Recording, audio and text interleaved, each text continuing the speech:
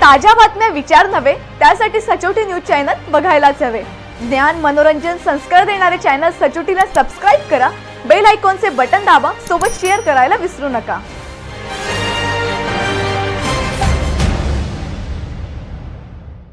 Shalarth ID घोटाळ्यातील आरोपी Sharad Shinde, advocate Kiran Patil, उदय पंचभाई, राजमोहन शर्मा, उपसंचालक बीबी चव्हाण यांची मुंबई हायकोर्टात अटकपूर्व जामीन सुनावणी होऊ शकली नाही।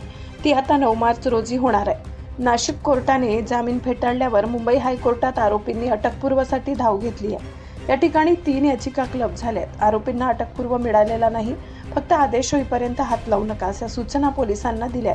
दरम्यान आरोपीकडून या गुन्ह्यात पुरावे नष्ट करणे, धमकावणे असे प्रकार सुरू आहेत। याची तक्रार मुंबई हायकोर्टात करण्यात आली आहे। शरद शिंदे व ॲडव्होकेट किरण पाटील यांना अटक न झाल्याने गुन्ह्याचा तपास प्रलंबित आहे। नाशिक गुन्हा अन्वेषण विभाग PI रामदास शेळके हे तपास करीत आहेत। धनदायी संस्थेचे DD पाटील हे या प्रकरणी नाशिक तुरुंगात आहेत। मनोज पाटील हा जामिनावर आहे। पुन्हा शिक्षण गुन्हा एकदा दाखल करणार आहेत। ताज्या बातम्या विचार नव्हे त्यासाठी सचोटी न्यूज चॅनल बघायलाच हवे।